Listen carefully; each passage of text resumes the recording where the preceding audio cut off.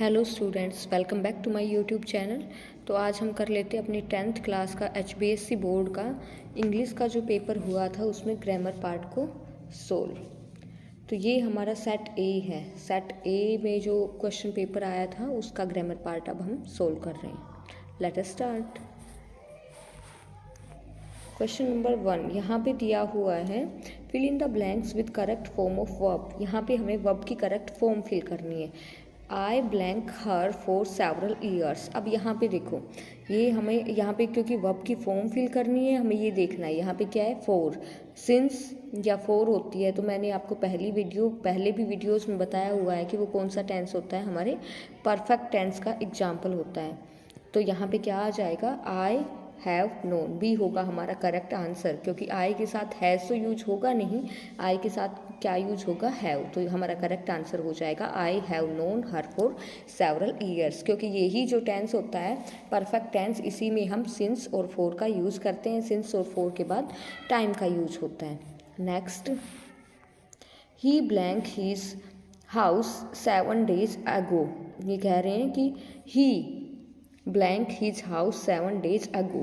यहाँ पे वर्ब दी गई है हमें, leave, left, leaves, is living, मतलब उसने अपना घर छोड़ दिया 7 दिन पहले। ठीक है, तो मतलब पास्ट में जो कोई काम हुआ था तो उसके लिए हम क्या यूज़ करते हैं, पास्ट टेंस का यूज़ करते थे। यहाँ पे क्या यूज़ होगा, वर्ब की सेकेंड फॉर्म यूज होगी, जो कि क्या है हमारी, left. He left his house 7 days ago। Next हमारा है, fill in the blanks with correct article. यहाँ पे हमें करेक्ट आर्टिकल फिल करना है। Mister Chatterjee wants to be blank MLA। अब वही हमें साउंड पहचाननी है। अगर वावल साउंड होती है तो वहाँ पे हम यूज़ करते हैं एन का। कॉन्सोनेंट साउंड से पहले हम यूज़ करते हैं ए का। यहाँ पे दिया गया है MLA।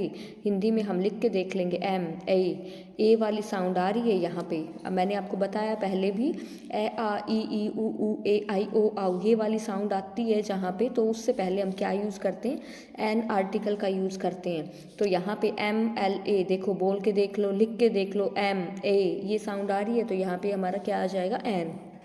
करेक्ट आंसर हमारा होगा ऑप्शन नंबर बी।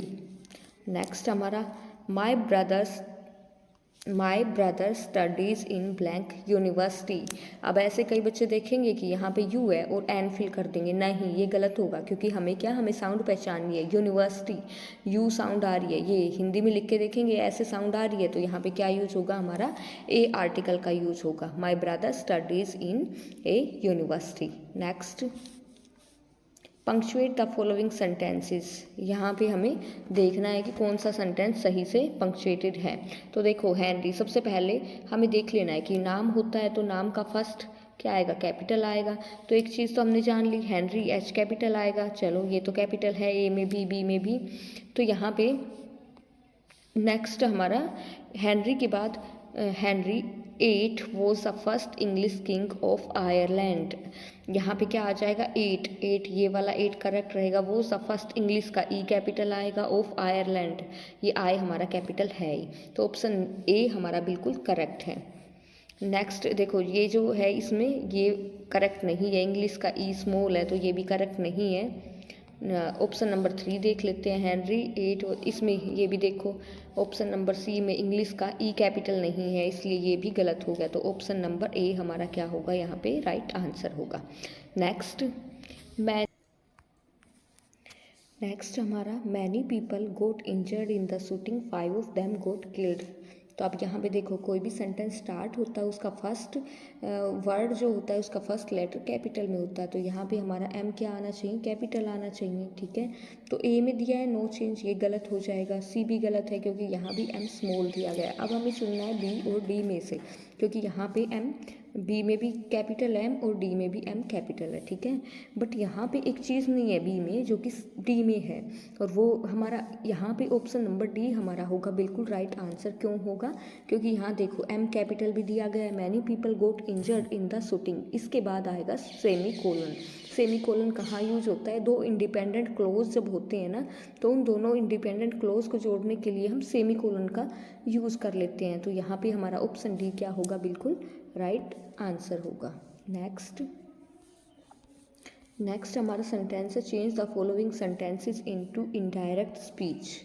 यहाँ पे देखो he said to me can you do these sums for me. अब यहाँ पे ये सेंटेंस हमारा सिंपल नहीं है, इंटेरोगेटिव सेंटेंस दिया गया है। तो मैंने आपको बताया कि जब सेंटेंस इंटेरोगेटिव हो तो वहाँ पे रिपोर्टिंग वर्ब और रिपोर्टेड स्पीच को जोड़ने के लिए हम क्या यूज़ करते हैं, इफ़ या वेदर का यूज़ करते हैं, ठीक है।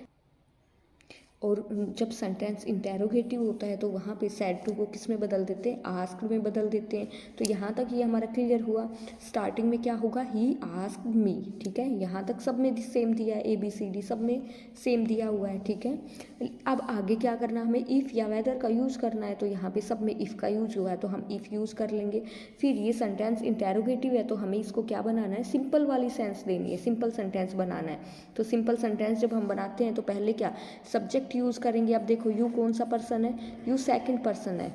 यू सेकंड पर्सन है तो वो किसके अकॉर्डिंग चेंज होगा, वो चेंज होगा हमारा ऑब्जेक्ट के अकॉर्डिंग। और ऑब्जेक्ट किसका देखना हमें, रिपोर्टिंग वर्ब का। तो यहाँ पे क्या है, मी ऑब्जेक्ट दिया गया है, ठीक है, मी। और मी के केसेस क्या बनेंगे, आई, माई और मी, ठीक है। और यू, क्योंकि यू यहाँ पे सब्जेक्ट एज ए सब्जेक्ट ये वाला यूज हुआ है तो हमें यू का क्या बनता है, यू, योर और यू बनता है। यहाँ पे you as a subject use हुआ है, रिपोर्टेड स्पीच में एज ए सब्जेक्ट यूज हुआ है। तो यहाँ हमारा क्या बन जाएगा, यू का हमारा बन जाएगा आई। तो क्या हो जाएगा, आई। अच्छा, अब फिर यहाँ कैन चेंज होके किस में बन जाएगा, कैन का बन जाएगा कुड। तो यहाँ तक क्लियर हुआ, he asked me if I could के बाद वर्ब की फर्स्ट फॉर्म यूज करेंगे, हो गया डू।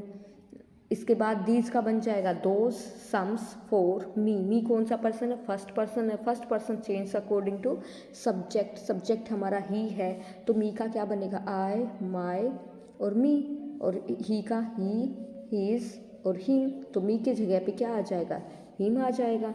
तो राइट हमारा आंसर कौन सा होगा, option number A. Option number A हमारा होगा बिल्कुल राइट।